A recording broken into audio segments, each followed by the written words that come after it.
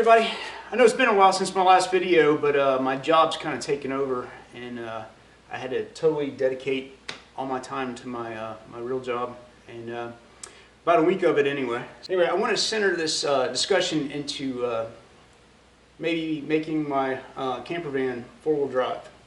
I've got all these reasons not to do it, and I've got all these reasons to do it. Mainly because I keep coming across a pretty good deal on these parts, and I'm about halfway there already collecting parts to make it four-wheel drive. I've got a fair amount of money invested in it, but a lot cheaper than, going and having somebody do it for you. So let me show you what I got so far. Okay, from my previous videos, you probably have seen this axle I picked up. It's a 2003 F350 front single wheel axle. This is the one you need to do the conversion with. The mounting points and everything are in the right spot. This one is actually flipped upside down right now, but if you see it, you can see the spring hangers under here, and there's one on this side, so it's a leaf spring axle, and that's one of the big key pieces. Of course, I'll need to get some brakes for it, and probably put new hubs on it. I'd probably replace those studs and then check the ball joints in it and make sure everything's okay. But other than that, it's in fairly good shape. From that video also, you probably have seen I've got a U-joint off-road spring hanger kit. This enables me to put leaf springs on the front of my E350 Super Duty van. In fact, these will fit, I think, any E350 Super Duty vans from 92 up through 2014. It comes with all the hardware, all the bolts. What I'm lacking is the springs. And from the documentation that came with it, he says that you can use 2 to 4 inch lift springs from a 92 through 97 F350.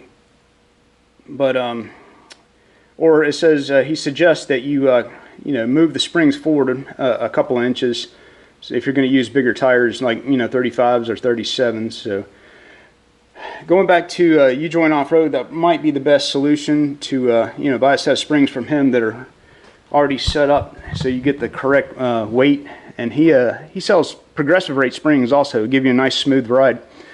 I've never been in one of his vehicles, but I'd like to go up there in North Carolina and maybe take a test ride and see if it's worth it.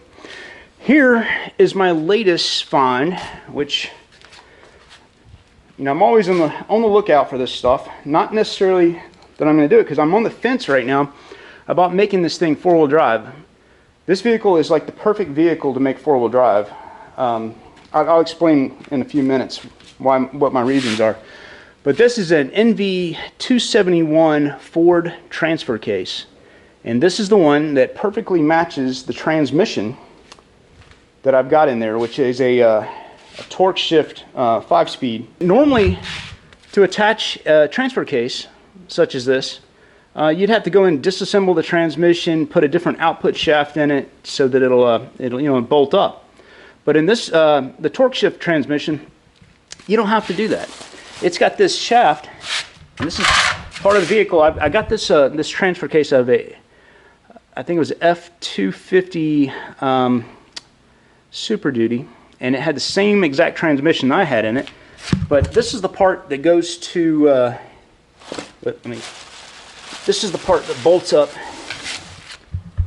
This bolts up to the transmission itself, and this shaft just slides right in from the back. You don't have to disassemble the transmission to install this. So this is a key piece right here. And this is one of the reasons that makes it such a good candidate for making four-wheel drive. You don't have to take the transmission apart. I made sure I picked up the shifter, all the bolts, and a leave somehow that got in there. And here's the bolt for hold the shifter to the transfer case. But what I was saying is the transmission does not have to be disassembled to install this transfer case. Let me go outside and show you. If you'll take a look at how this all bolts up. This side goes to the transfer case, this side goes to the transmission. So this is the part we were just looking at, and this will unbolt from the back of my transmission, and will be a direct bolt-in for the transfer case. It should just bolt right up there, and I may have to, I guess the mount works the same. I didn't look at the mount yet, but I might have to change the mount a little bit, and this exhaust would probably definitely need to be rerouted, because the transfer case would come out to this point right here. And of course, you have to change out the drive shaft in the rear. But another thing that makes this a good candidate for four-wheel drive versus like a regular van is that normally on a regular E350 van, there's a large gas tank that goes right where my head is. If you look right here, there's a big, long, straight gas tank that goes right here. And the transfer case sticks out right about here. The transfer case interferes where the fuel tank goes. So you end up having to cut the fuel tank, the front of the fuel tank off. Well, I don't have that issue here because I don't have a fuel tank right here. My fuel tank is back in the rear back there. If you see right behind the rear axle, I don't have that problem with interference for the fuel tank and the transfer case meet. So that's another big plus right there. Another reason why I should probably make this four-wheel drive. Besides the obvious cool factor, which is always good, but not a good reason to do it, because there's so many other bad things that go with it also. But this thing would probably sit, you know, several inches higher than it does right now, probably 4 or 5 inches higher, give me a lot more ground clearance. One of the good things of that is that my tank would have plenty of clearance. I wouldn't have to worry about that. Some of the pluses would be, you know, if I go to like a sandy beach or something like that, I wouldn't get stuck. I mean, that'd be a great setup for, you know, camping on the beach. You wouldn't have to worry about getting stuck so much. But the thing is, if it's two-wheel drive with a limited slip rear axle and it's got a winch on the front, I don't think there's very many places I'll get stuck. I mean, I think there's very few places. I'd probably be able to get out of 70% of the places I'd be able to get out of if I had, you know, versus four-wheel drive. So really, it's kind of debatable. Another reason is you're going to get poor gas mileage. This thing right now, as it sits, is probably getting about 12 miles a gallon.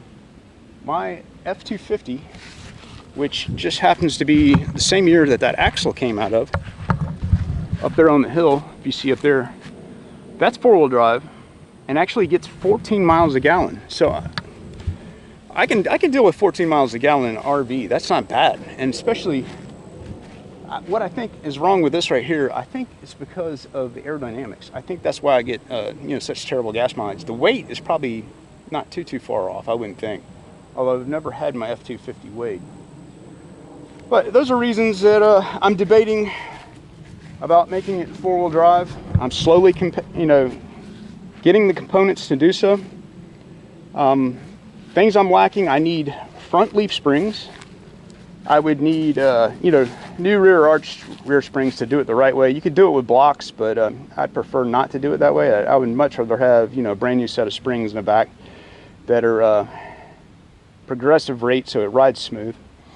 I'd have to swap my rear axle out, or I would have to get adapters, because the bolt pattern on that front four-wheel drive axle is different than what the stock E350 van bolt pattern is. Well, that's it, guys. That's what I've been up to, and that's what I've been thinking about. And got the pros and cons of making it four-wheel drive. And I'd be interested in hearing your opinions. On the one hand, you got the cool factor, the increased capabilities in snow and sand, and let's see, what else? Also increases the resale value. I'm sure with the extra labor I put in there and everything, and then making four-wheel drive, it's going to be worth quite a bit more than it is, you know, being two-wheel drive. But then again, there's something to be said for being simple and keeping things, you know, simple and safer. It'd probably be a little safer with not having such a high ground clearance or center of gravity. So let me know what you guys are thinking. I'm on the fence about this, and I'm going to keep collecting parts, and I may do it, may not do it. So I'd be interested in your opinions and you know, what your thoughts are on it. Thanks for watching. Hey, thanks for watching my channel. If you haven't subscribed already, please do for future updates. Remember, build it, don't buy it.